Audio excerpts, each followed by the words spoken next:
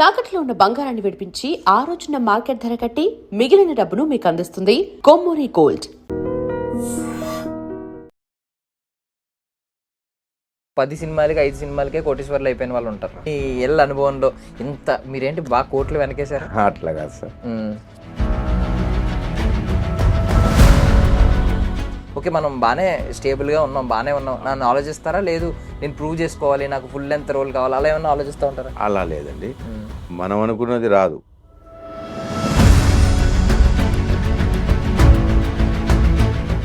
మనం చేయగలమా లేదా అనేది అవతల వాళ్ళకి డౌట్ ఉంటుంది. చూసే వరకు కొంతమంది నమ్మరు, కొంతమంది స్టార్టింగే బియ్యం గింజగా ఉన్నప్పుడే ఇది ఉడుకుద్దా లేదా, మంచిగా ఉడికిందా లేదా అని చెప్పేస్తూ ఉంటారు. మీరు అలాంటి వాళ్ళని ఎవరినైనా ఫేస్ చేశారా? అంటే మనం ఎవరి దగ్గర కూడా మనం రిజెక్ట్ అవ్వలేదు. చిన్నపిల్లలకు ఏం చెప్తాం, వాళ్ళకు మంచిగా చదువుకోండి, మంచి ఉద్యోగాలు చేసుకోండి అని చెప్తాం. మా నాన్న అలా చెప్పలేదు. కనపడితే బాబు తిన్నావా అంటే తిన్నా, అంటే పడుకోపోవు, తినలేదంటే తినిపో, నువ్వు ఎక్కువ చదువు మాకు, ఎందుకంటే చదువుకుంటే మెంటల్ వస్తుంది. ఆయన ప్రేమ అది. ఆయన ప్రేమను నేను ఇంకో రకంగా వాడుకొని బ్లాక్మెయిల్ చేశాను. అందుకు నాకు ఇప్పటికీ బాధగా ఉంది. ఏం చేశారు? బెదిరించాను, ఎత్తుకుంటూ వచ్చాడు మా నాన్న నా దగ్గరికి. నువ్వు ఒక్కడివి, నువ్వు చచ్చిపోతా అని భయసిస్తా, నేను ఎట్లా బతకాలి? వెళ్తే వెళ్ళాలి, లేదా చావాలంటున్నాడు. నేను వీడియో చచ్చిపోతే నేను ఎందుకు బతకడం అని చెప్పి ఆయన ఉద్దేశం. కాస్టింగ్ కోచ్ అని ఇలాంటివి అంటూ ఉంటారు. చిరంజీవి గారు చెప్పారు ఓపెన్ గా, లేదు అద్దంలా ఉంటది ఇండస్ట్రీ, మీరు ఎలాంటి వాళ్ళు అయితే అలాగ ఉంటుంది అని చెప్పి. అవును. సో మీరు నమ్ముతున్నారా ఇండస్ట్రీలో ఉండదని నమ్ముతున్నారా? లేదు ఉంటుంది సార్.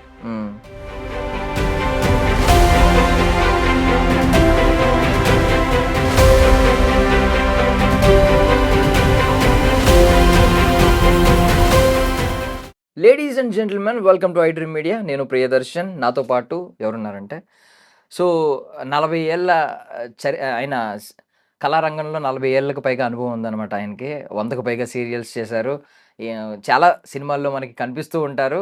మనం ఆ వ్యక్తి పేరుని మనం రికగ్నైజ్ చేయంగానే ఆయన మొహం చూస్తే ఖచ్చితంగా గుర్తుపడతాం. సో ఆయన పేరు విజయ్ కుమార్ గారు అనమాట. కృష్ణయ్య అని కొంతమంది అంటున్నారు, మరి అసలు పేరు ఏంటి, అసలు ఆయన నేపథ్యం ఏంటి అనేది తెలుసుకుంటాం. సార్ నమస్తే. నమస్తే సార్. బాగున్నారా సార్? బాగున్నాను sir. Sir first of all ఏంటి సార్ విజయ్ కుమార్ అండి, కృష్ణయ్య అంటే స్క్రీన్ మీద విజయ్ కుమార్ అని చూస్తూ ఉంటాం. అంటే నేను ఇన్స్టిట్యూట్కి వచ్చేటప్పుడే ప్రిపేర్ అయ్యి వచ్చాను. అంటే కృష్ణయ్య అంటే సూపర్ స్టార్ కృష్ణ గారు ఉన్నారు కదా, మనం కృష్ణయ్య అంటే బాగుండదు. విజయ్ కుమార్ అంటే అమితాబ్ బచ్చన్ సినిమాలు ఎక్కువ చూసేవాడిని నేను. అందులో అమితాబ్ బచ్చన్ గారి పేర్లు మొత్తం అన్ని సినిమాల్లో విజయ్ అనే ఉంటుంది. ఓకే, అందుకని మనం కూడా విజయం ఏదైనా సాధిద్దామనే ఉద్దేశంతో ఓకే విజయం సాధించాలని చెప్పి విజయ్ కుమార్ అని పెట్టుకున్నారు. ఓకే, సో ఫస్ట్ నుంచి అంటే యాక్టింగ్ ఏనండి ఇంట్రెస్ట్, ఏమన్నా జాబ్ చేసి? వ్యవసాయ కుటుంబం అండి మాది, వ్యవసాయం చేసేవాళ్ళం. మరి ఎలా సార్ వ్యవసాయ కుటుంబం, అసలు యాక్టింగ్ వైపు, కళారంగం వైపు ఎలా వచ్చారు?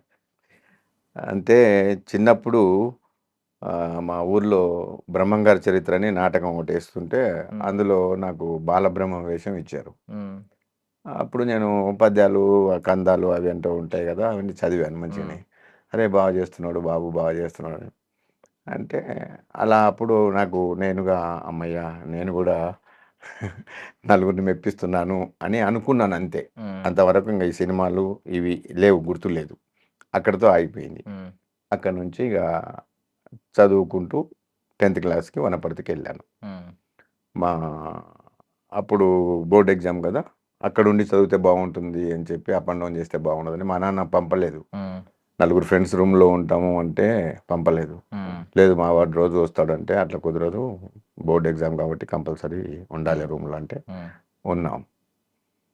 ఉన్న తర్వాత ఇక 10th క్లాసు ఫోటో దిగడం అదే ఫస్ట్ టైం. మెమో కోసం, 10th మెమో కోసం ఫోటో దిగాం. ఫోటో దిగితే ఫోటో స్టూడియో అతను ఏం చేశాడంటే, అన్ని ఫోటోలు అందరు మా ఫ్రెండ్స్కి అందరికి ఇచ్చుకుంటూ, నీ ఫోటో వచ్చి మన కృష్ణరాజు లాగా ఉంది అన్నారు. అప్పుడు పైకి చూశాను, అమ్మ కృష్ణరాజు ఉంటున్నాను.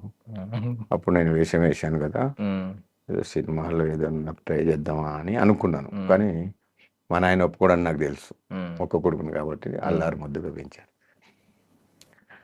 అట్లా అనుకుని అంతట్లోనే ఉన్నాను. ఉండి ఇంటర్మీడియట్ కూడా చేస్తుంటే ఇక ఈ సితారాలు చదవడం మొదలుపెట్టాను.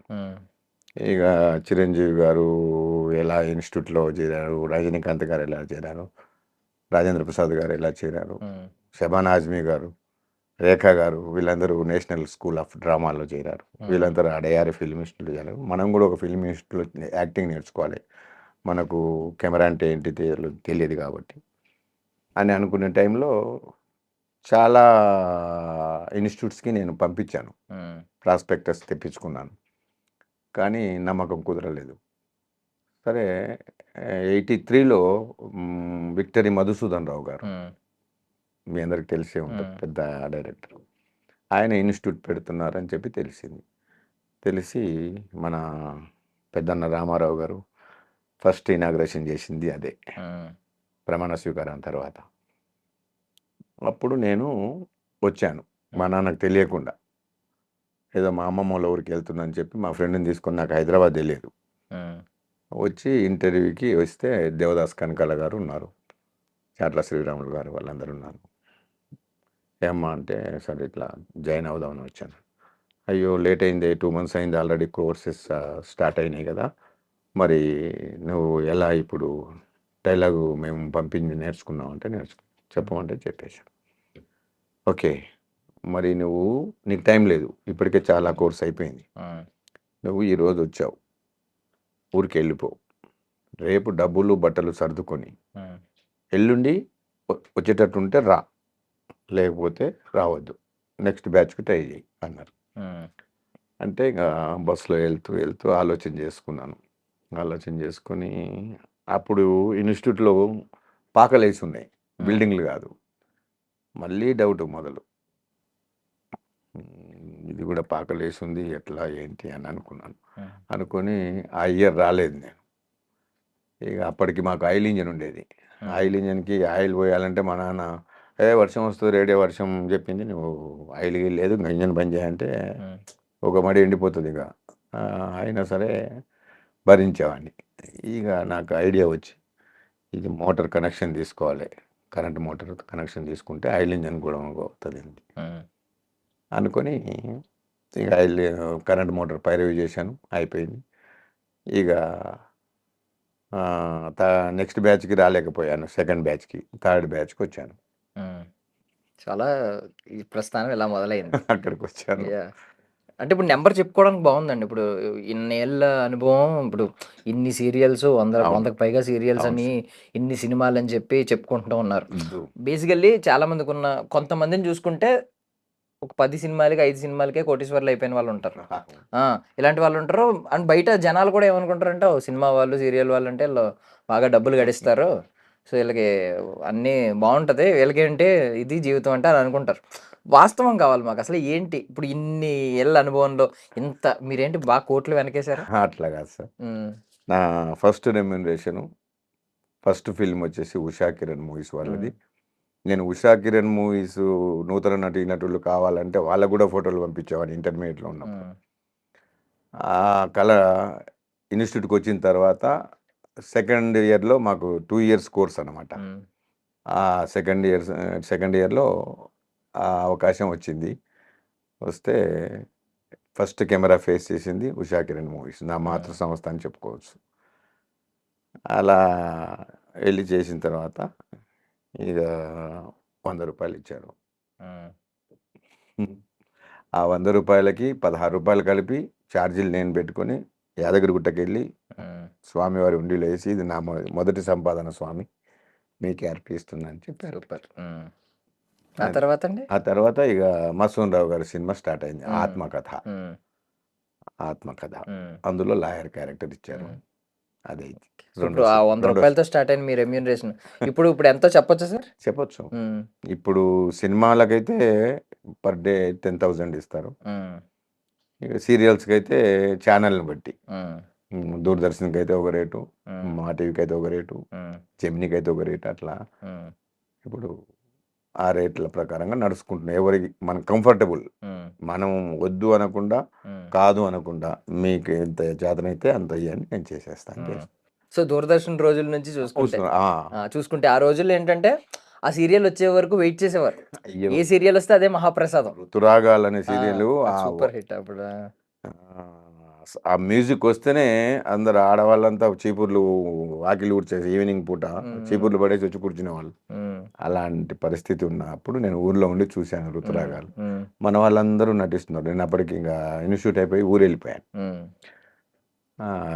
ఊరు వెళ్ళిపోతే చూసి మళ్ళీ మనం వెళ్ళాలి అని చెప్పి అనుకొని మళ్ళీ వచ్చాను. ఓకే. సో ఇప్పుడు సీరియల్స్కి అప్పటి సీరియల్స్కి మార్పులు మీరు ఏం చూసారు? ఇప్పుడు టీఆర్పీ వేట అయిపోయింది. అవును సార్. ప్రతి ఛానల్లో ప్రైమ్ టైము, ఈ టైము, ఆ టైము సీరియల్స్ ఒక్కొక్కరు ఓకే. ఇందులో లవ్ స్టోరీ వస్తుందా? ఇందులో మనం అత్త కోడళ్ళు ఫైట్ పెట్టాలి. సో దీనికి డిఫరెంట్‌గా మనం ఇంకోటి చేయాలి. అవును. సో రకరకాలు వచ్చినాయి. అవును. మీరేంటి ఆ రోజులకి, ఈ రోజులకి ఏం అబ్జర్వ్ చేశారు? అప్పుడు ఇదంతా ఏమీ లేదు సార్. ప్రొడ్యూసరు, డైరెక్టరు వాళ్ళు స్క్రిప్ట్ బైండ్‌గా ఉండి ప్లాన్ చేసి మనకు డేట్స్ ఇచ్చారంటే అంతే. ఆ డేట్ ప్రకారంగా మనం క్యాన్సిలేషన్ లేకుండా వెళ్ళిపోయేవాళ్ళం. ఇప్పుడేంటి ఫస్ట్ వీకు, థర్డ్ వీకు ఒకరు, సెకండ్ వీకు, ఫోర్త్ వీకు ఒకరు. ఆ వీక్‌లో వస్తుందా? ఏ డేట్ వస్తుందా తెలియదు. ఆ వీక్ అంతా ఖాళీగా ఉండాలి. అది కథ. సో ఒక 2 సీరియల్ కమిట్ అయితే ఇంకా అయిపోయింది షెడ్యూల్. అంతే. ఆ రోజు ఆ షెడ్యూల్‌లో మనకు వస్తుందా లేదా కూడా తెలియదు. అది. సో మీరు ఇప్పుడు అలా కమిట్ అయిన తర్వాత సినిమా అవకాశాలు కోల్పోయినయి ఉన్నాయండి చాలా? అంటే సీరియల్స్ చేసేటప్పుడు కోల్పోయినవి ఏమీ లేవు. ఆ సీరియల్స్ ఒక 2 రోజులు, ఒక రోజు వచ్చి పోయే వేషాలే కదా! అలా వెళ్ళాయి, వచ్చాయి. ఆ తర్వాత 'ఒక్కడు' సినిమా, తర్వాత 'అర్జున్', తర్వాత 'మనోహరం' గుణశేఖర్ గారివి 4 సినిమాలు చేశాను. సో గుణశేఖర్ గారితో మంచి ఆయనతో లేదు. ఆయన తెలుసు కానీ ఆయన దగ్గర కో డైరెక్టర్‌గా రమేష్ రెడ్డి గారు ఉండేవారు. ఆయన మా మిత్రుడు, మా బ్యాచ్‌మేట్. ఇప్పుడు ఉన్నారా ఆయన? ఆయన దగ్గర? ఆయన దగ్గర ఇండస్ట్రీలో ఉన్నారు. సో ఇప్పుడు 'యుఫోరియా' సినిమా వచ్చింది కదా! మీరేమన్నా ఉన్నారా అందులో? లేదు. లేరు. అందులో లేరా? ఓకే. సో అంటే ఇప్పుడు సినిమాల్లోకెళ్ళేసరికి అంటే కోరుకుంటారు కదా! ఇప్పుడు మీరు ఇప్పుడు 3 రోజుల క్యారెక్టర్ వచ్చిందనుకోండి. నెక్స్ట్ 30 రోజుల క్యారెక్టర్ రావాలి. లేదు ఫుల్ లెంగ్త్ కావాలి. నేను మొత్తం సినిమా అంతా ఉండాలి. కీ రోల్ నాదే అవ్వాలి. ఇలాంటి ఆశలు ఉంటాయి కదా! అవునండి. దానికి తగ్గ ప్రయాణం కూడా ఉంటది. ఉంటాయి. సో మీరు ఎప్పుడన్నా అలా ఆలోచించారండి? అంటే నంబర్ పెరుగుతుంది. ఓకే. మనం బానే స్టేబుల్‌గా ఉన్నాం. బానే ఉన్నాం. నన్ను ఆలోచిస్తారా? లేదు నేను ప్రూవ్ చేసుకోవాలి. నాకు ఫుల్ లెంగ్త్ రోల్ కావాలి. అలా ఏమన్నా ఆలోచిస్తా ఉంటారా? అలా లేదండి. మనం అనుకున్నది రాదు. భగవంతుడు ఇచ్చిందే మనకొస్తుంది. అందుకని వాళ్ళు ఇచ్చిన వేషం చేయడం, వాళ్ళు ఇచ్చింది పుచ్చుకొని రావడం. అంతే. అలా జరిపించాను. సో ఇప్పుడు వారసులు ఎలాగో ఇండస్ట్రీలో ఒకరుంటే వారసులు వస్తా ఉంటారు. 40 ఏళ్ల నుంచి మీరు ఇండస్ట్రీలో ఉన్నారు. మీ వారసులు ఎవరైనా ఉన్నారండి ఇక్కడ ఎవరన్నా? మీ లేదండి. పిల్లలు ఎవరన్నా? లేదు. మా కష్టాలు చూశారు. మా సంపాదన చూశారు. వాళ్ళు బుద్ధిమంతులుగా చదువుకున్నారు. అందరూ హ్యాపీగా సెటిల్ అయిపోయి జాబులు చేస్తున్నారు. పెళ్ళిళ్ళు అయిపోయినాయి. పిల్లలు, మనవరాలు హ్యాపీగా ఉన్నారు. సో ఇటువైపు అసలు రానివ్వలేదు. మీదే ఉందా? మీరు చెప్పారా ఏమన్నా మాట? మీరే చెప్పారా వద్దని చెప్పి ఇటువైపు వద్దని చెప్పి? నేను చెప్పినా చెప్పకపోయినా వాళ్ళకి అర్థమైపోయింది. ఇది ఒక పెద్ద సముద్రం. ఇందులో మనకు అసలు కష్టం అని చెప్పేసి. ఓకే. అంటే బేసికల్లీ అంటుకుంటూ ఉంటది. ఉన్నారంటే మనం కూడా ఏదో రకంగా వెళ్ళాలి అని చెప్పి చదువు మానేసి ఇటువైపు వెళ్ళే వాళ్ళు చాలా మంది ఉంటారు. ఈవెన్ మనం ఇండస్ట్రీలో చూసుకుంటే నార్మల్లీ ఉంటది. సో మీరైతే వద్దని చెప్పి ముందే చెప్పడం. వాళ్ళు మమ్మల్ని చూసి నేర్చుకోవడం అది జరిగింది. సో ఎక్కడైనా ఐ మీన్ అంటే స్టార్టింగ్‌లో ఎప్పుడైనా కొంచెం అవమానాలు ఎదుర్కొన్నయి ఉన్నాయండి? అంటే మన పొటెన్షియల్ మనం చేయగలమా లేదా అనేది అవతల వాళ్ళకి డౌట్ ఉంటూ ఉంటది. అవును సార్. ప్రూవ్ చేసుకునే వరకు వాళ్ళకి డౌట్ ఉంటూనే ఉంటది. చూసే వరకు కొంతమంది నమ్మరు. కొంతమంది స్టార్టింగే బియ్యం గింజగా ఉన్నప్పుడే ఇది ఉడుకుద్దా లేదా, మంచిగా ఉడికిందా లేదా అని చెప్పేస్తా ఉంటారు. మీరు అలాంటి వాళ్ళని ఎవరినైనా ఫేస్ చేశారా? అంటే మనం ఎవరి దగ్గర కూడా మనం రిజెక్ట్ అవ్వలేదు. చిన్న వేషమైనా, పెద్ద వేషమైనా వాళ్ళు చెప్పింది. ఎందుకంటే ఇన్‌స్టిట్యూట్‌లో ట్రైన్ అయ్యాం కాబట్టి ఇక దాన్ని బేస్ చేసుకొని ముందుకు వెళ్ళిపోయాము. అంతేగాని ఎక్కడ అవమానాలు లేవు. కాకపోతే నేను ఒక విషయం చెప్పాలి. మా నాన్న ఒక్కడినే కొడుకును కాబట్టి గారాబంగా పెంచారా? కనపడితే సాధారణంగా మనం మీ పిల్లలకు అనుకోండి, మా పిల్లలకు మనం ఏం చెప్తాం? చిన్న పిల్లలకు ఏం చెప్తాం వాళ్ళకు? మంచిగా చదువుకోండి, మంచి ఉద్యోగాలు చేసుకోండి అని చెప్తాం. మా నాన్న అలా చెప్పలేదు. ఎందుకంటే రెండే ప్రశ్నలు, మూడో ప్రశ్న కనపడితే బాబు తిన్నావా అంటే తిన్నా అంటే పడుకోపో, తినలేదంటే తినిపో. ఈ 2. మూడో క్వశ్చన్ నువ్వు ఎక్కువ చదవమాకు, ఎందుకంటే చదువుకుంటే మెంటల్ వస్తుంది. ఒక ఆయన ఇంజనీర్ చేసి బీఈ చదివి ఇంజనీర్ చేసి ఇప్పుడు బీడీలు అడుక్కొని తాగుతున్నాడు, నీకు రేపు చూపిస్తా ఆయన్ని అని చెప్పి అన్నాడు. అంటే ఆయన ప్రేమ అది, అదే ఆయన ప్రేమ. ఆయన ప్రేమను నేను ఇంకో రకంగా వాడుకొని బ్లాక్మెయిల్ చేశాను. అందుకు నాకు ఇప్పటికీ బాధగా ఉంది. ఏం చేశారు? మా నాన్నకి తెలియకుండా ఇన్స్టిట్యూట్కి వచ్చాను, ఇంటర్వ్యూ చేశాను. ఇంటర్వ్యూ చేసిన తర్వాత ఆయన రేపే రమ్మన్నారుగా. ఇక మా జీతగాళ్ళు ఉంటారు కదా, వానికి అన్నం తీసుకొని వెళ్ళి వాని ముందు పెట్టి వాడు తింటుంటే, అరే నేను రేపు రావచ్చు, పోతే హైదరాబాద్ పోతా, లేదంటే ఆ కరెంటు పోలేకి చచ్చిపోతా అని చెప్పి బెదిరించాడు. అప్పుడు వాడు అన్నం తినకుండా పారిపోయాడు ఇంటికి. పారిపోయి మామ బాబు ఇట్లా అంటున్నాడు అని చెప్పి పరిగెత్తుకుంటూ వచ్చాడు మా నాన్న నా దగ్గరికి. వచ్చి, ఏంది నువ్వు ఒక్కడివి, నువ్వు చచ్చిపోతా అని బయలుస్తే నేను ఎట్లా బతకాలి అని ఏడిసి ఇంటికి తీసుకొచ్చి అమ్మ, నాన్న, నాయనమ్మ, నేను నలుగురు, చిన్న కుటుంబం, అలా ఆయనను ఇబ్బంది పెట్టి వచ్చాను. ఓకే. ఈ ఇండస్ట్రీకి రావడానికి బ్లాక్మెయిల్ చేయాల్సి వచ్చింది అప్పుడు. ఓకే. నాన్నగారు ఆ తర్వాత అర్థం చేసుకున్నారా మీ డెసిషన్ని, మీ అర్థం ఆలోచన? చేసుకున్నారు. ఇంక తప్పదు, ఇంక వీడు వెళ్తే వెళ్ళాలి, లేదా చావాలంటున్నాడు. వీడు చచ్చిపోతే నేనెందుకు బతకడం అని చెప్పి ఆయన ఉద్దేశం. అలా మరి నువ్వు ఎలా వెళ్తావు హైదరాబాద్, నీకు తెలియదు కదా అంటే, మా ఊర్లో ముస్లిం పిల్లలు వాళ్ళ చుట్టాలు ఉన్నారు. అరే వీడిని తీసుకొని వెళ్ళి వాళ్ళ ఇన్స్టిట్యూట్కి తీసుకెళ్ళి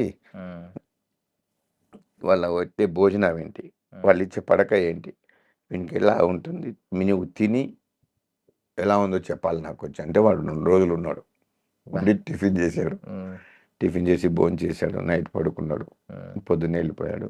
బాగుంది మామ, బాగుంది అని చెప్పాడు. మీ నాన్నగారికి చాలా ఇష్టం మీరంటే అసలు. ప్రియమైన శత్రువు మీరు ఆయన ఆయన నాకు. ఓకే. ప్రేమతో చంపేశాడు. ఓకే. అంటే ఎప్పుడైనా తర్వాత క్షమాపణ చెప్పారా దీని గురించి? అంటే రియలైజ్ అయిన తర్వాత ఇప్పుడు అంటే ఆయన టీవీలో వస్తున్నాడు బాబు, టీవీలో వస్తున్నాడు బాబు అంటే వస్తున్నాడా అని సంతోషపడ్డాడు. అందుకు ఇంకా నా బాగా తీరిపోయింది. ఉన్నారండి నాన్నగారు? 2012లో ఆయన వెళ్ళిపోయారు. అమ్మ 17లో వెళ్ళిపోయి. చూసారా మిమ్మల్ని సిల్వర్ స్క్రీన్ మీద ఒక్కడు గానీ, అర్జున్ గానీ? ఆ విజులు లేదు. దూరదర్శన్ సీరియల్ ఇంట్లో చూశారు, డయానోరా పోర్టబుల్ టీవీ అంతే. అప్పుడు మన ఇంట్లోనే ఫస్ట్ టీవీ ఊర్లో, చిన్న ఊరు. ఎప్పుడైనా అన్నారా ఆయన ప్రౌడ్ ఫీల్ అవుతూ, అంటే గర్వంగా ఫీల్ అయ్యి మీ గురించి ఎప్పుడైనా మాట్లాడారా మీ దగ్గర? అట్లా మాట్లాడితే వీడు ఇంకా మళ్ళా తిరిగి చూడడేమో అని చెప్పి ఆయన భయం. ఎందుకురా ఇవన్నీ, మనకు మనకు ఉంది కదా, పొలం ఉంది, చేసుకోవచ్చు హ్యాపీగా అంటే. ఇంకా ట్రై చేస్తా, ఇంకా కొన్ని రోజులు ట్రై చేస్తా, అప్పటి వరకు అని చెప్పాను. చేస్తూ ఉంటే ఆ తర్వాత మెల్లగా ఇండస్ట్రీ రావడం మొదలెట్టింది. ఈటీవీ, మా టీవీ, జెమిని ఇవన్నీ వచ్చేసినాయి. ఫస్ట్ మా టీవీలో ముత్తైదువ సీరియల్ చేసాం, అందులో సెకండ్ హీరో క్యారెక్టర్. చూడు అర్జున్ గానీ, ఒక్కడు గానీ చేస్తున్న టైంలో మహేష్ బాబు గారితో ఏమన్నా ఉన్నాయండి మెమరీస్ ఏమన్నా? ఒక్కడు సినిమాలో అసలు మహేష్ బాబు గారు అక్కడ ప్లే గ్రౌండ్లో వాలీబాల్ ఆడుతుంటారు. కెమెరా ఇక్కడ గోడకు వారగా పెట్టారు. భూమిక అక్కడ నుంచి నడుచుకుంటూ వస్తే నేను బైక్ నడుపుకుంటూ వచ్చి ఆమెకు చెప్పాలి. ఎంత క్రిటికల్గా ఉందంటే ఆ షాటు, మహేష్ బాబును బ్లాక్ చేయకూడదు, భూమిక క్రాస్ అవ్వకూడదు, కెమెరా ముందు ఆమెను ఆపాలి, మా ఇద్దరి మధ్యన ఆయన కనపడాలి. అసలు అది అది నాకు ఆ బైక్ రాదు, నాకు స్కూటర్ ఉండింది. అది బుర్రు బుర్రు అనుకుంటే అయిపోతుందేమో అని టెన్షన్. గుణశేఖర్ గారు వచ్చి, విజయ్ నీవు ఇప్పుడు వచ్చి ఒక సాడ్ న్యూస్ చెప్తున్నావు అంటే ఎలా చెప్పాలి అని చెప్పి ఆయన అది చెప్తుంటే నా కళ్ళలో నీళ్ళు వస్తున్నాయి.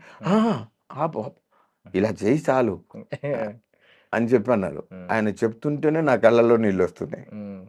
అన్నయ్య నువ్వు బుల్లెట్ చంపేసి అమ్మ స్వప్న ఇంటికి వెళ్దాం పదమ్మా. ఎందుకు అంటది. త్వరగా పదమ్మా అంటే ఏమైంది అంటే అన్నయ్య నువ్వు బుల్లెట్ చంపేశాడు అని చెప్పేసి బైక్ మీద ఎక్కించుకొని తీసుకెళ్ళడం. కానీ మీ ఇద్దరి మధ్యలో అప్పుడే ఆయన ఊరు నుంచి వచ్చిన మహేష్ బాబు కనిపించాలి, హైదరాబాద్ నుంచి వచ్చిన మహేష్ బాబు కనిపించాలి. నైస్. ఆల్రెడీ ఆడుతున్నాడు ప్లే. నైస్. అంత క్రిటికల్గా ఫస్ట్ అసలు అనుకున్నారా ఆ టైంలో మహేష్ బాబు ఈ రోజు ఇప్పుడు రేపు వారణాసి సినిమా రిలీజ్ అయితే ఆయన పాన్ వరల్డ్, ఒక వరల్డ్ గ్లోబల్ స్టార్ అవుతారు ఆయన కూడా. అవును. సో అనుకున్నారా ఆ రోజుల్లో మహేష్ బాబు ఇంత ఐ మీన్ ఇప్పటికి అంటారు ఈ పోకిరి తర్వాత నుంచి మహేష్ బాబు అంటే చాలా మంది వా ఏం చార్మింగ్ మహేష్ అంటే ఏదో ఇప్పటికీ కూడా పోకిరి కంటే ఇండియాలో ముందే మోస్ట్ కదా హ్యాండ్సమ్ అంటారు.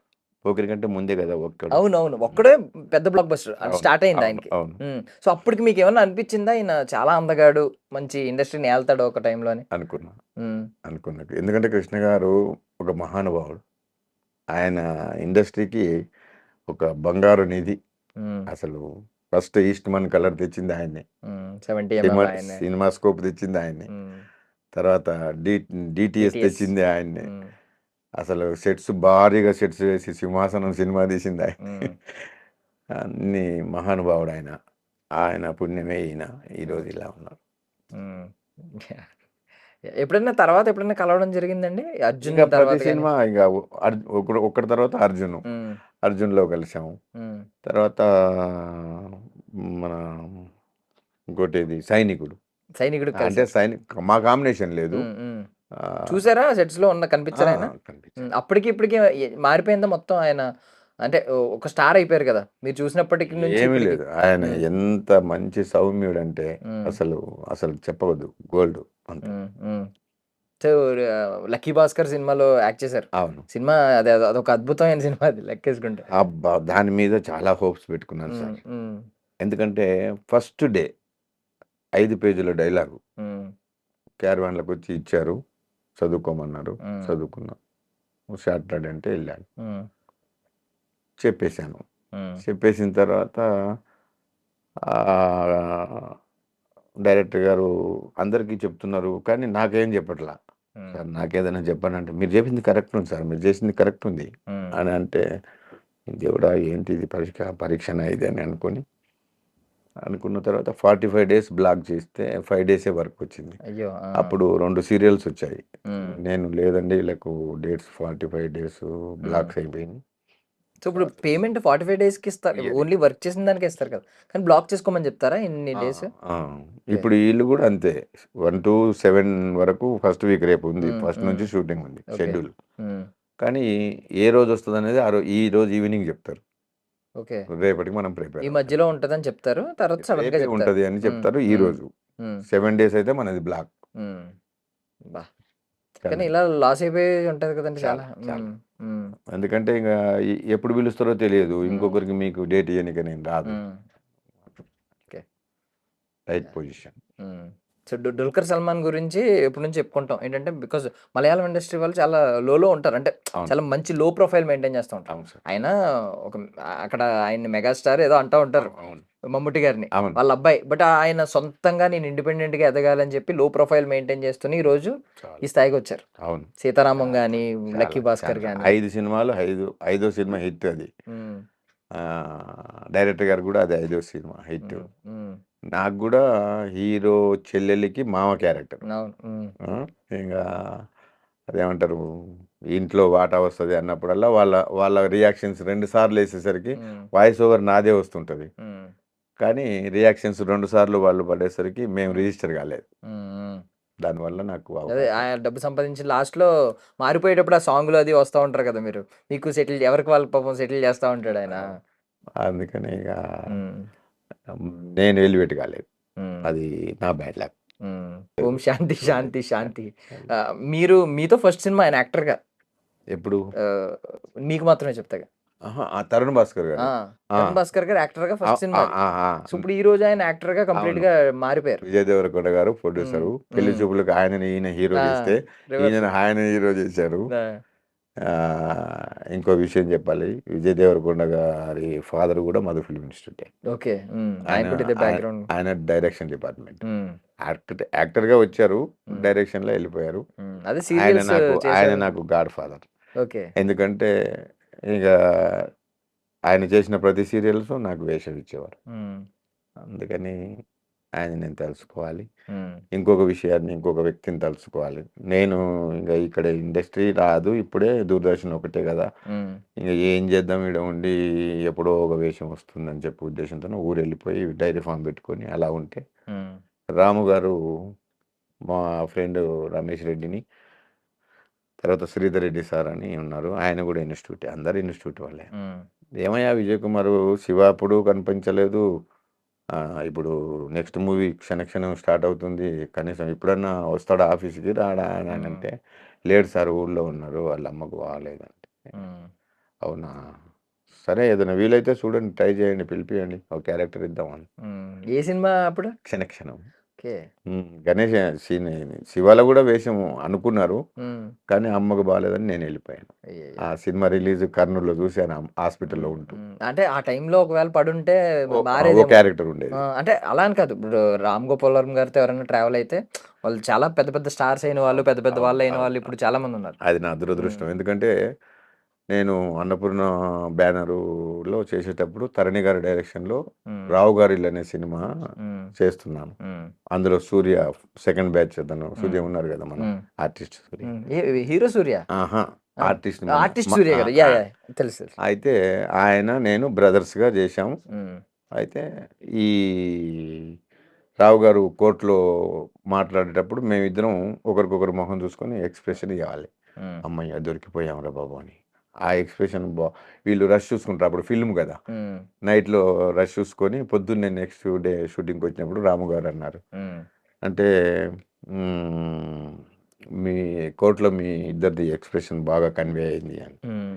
ఇక నేను ఊర్లో ఉన్న నిద్రలో అదే వినిపిస్తుంది, తింటుంటే అదే వినిపిస్తుంది, పడుకుంటే అదే వినిపిస్తుంది, ఏం చేయాలి, మళ్ళీ ఎలా వెళ్ళాలి అంటే డబ్బు కావాలి అక్కడికి వెళ్ళాలంటే, హ్మ్. మళ్ళీ మళ్ళీ పోవాలంటే కష్టం కదా, ₹1,00,000 సంపాదించుకోవాలంటే డైరీ ఫామ్ పెట్టుకోవాలి, హ్మ్. డైరీ ఫామ్ పెట్టుకొని డబ్బులు పోగు చేసుకొని వెళ్ళి ఒక కారు కొనుక్కొని ప్రొడక్షన్లో తిప్పుకుంటూ సర్వైవ్ అవుదాం అనుకున్నా. హ్మ్. మా ఫ్రెండ్ ఒక అతను అట్లాగా చేసి, ఇక వద్దు, ఈ నీ థాట్ మంచిది కాదు, ఇక నీకు ఏదన్నా పెట్టుకో అంటే, ఇంకా మా మిస్సెస్ని తీసుకొని వచ్చినప్పుడు కిరాణా షాప్ పెట్టి ఓకే. కూకట్పల్లి, హ్మ్. అక్కడి నుంచి బోరబండ్లోకి వచ్చాం. వర్కౌట్ అయిందండి అది? ఆహా. ఆ! ఓకే. కూకట్పల్లిలో కాలేదు కానీ హ్మ్. బోరబండకు వచ్చిన తర్వాత హ్మ్. అది అంతే, ఇంకా రూపాయి పాలు, ₹1 మంచి నూనె హ్మ్.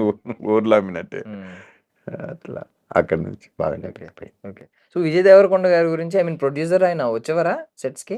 రాలేదు, అసలు రాలేదు రాలేదు. ఎక్కువ? వర్ధన్ సార్ కూడా రాకుండే. హ్మ్. ఓకే. ఒకవేళ ఎప్పుడైనా చూసారా? 'విజయ్ దేవరకొండ' గారితో ఏమైనా ట్రావెల్ అయిందుందా? అంటే ఫంక్షన్స్ అప్పుడు వెళ్ళాము. అప్పుడు మాట్లాడడమే. ఆహా. హ్మ్. ఆయన అప్పటికే ఒక స్టార్ పలకరిస్తారు, హీరోకున్న అంకుల్ ఇమేజ్ అంకుల్ వచ్చేసింది. అంకుల్ బాగున్నారా అట్లా ఇట్లా హ్మ్. అంటే. హ్మ్. సో, ముందు పరిచయం ఉందండి? సినిమాల్లోకి రాకముందు ఆయన? ఆ, ఎందుకంటే నాన్నగారితో వెళ్ళేవాడిని కదా హ్మ్. నేను, హ్మ్. ఆయన దగ్గరికి వెళ్ళినప్పుడు పిల్లలు ఉండేవాళ్ళు, హ్మ్. ఆనంద్ ఉండేవాళ్ళు, హ్మ్. విజయ్ ఉండేవాళ్ళు. హ్మ్.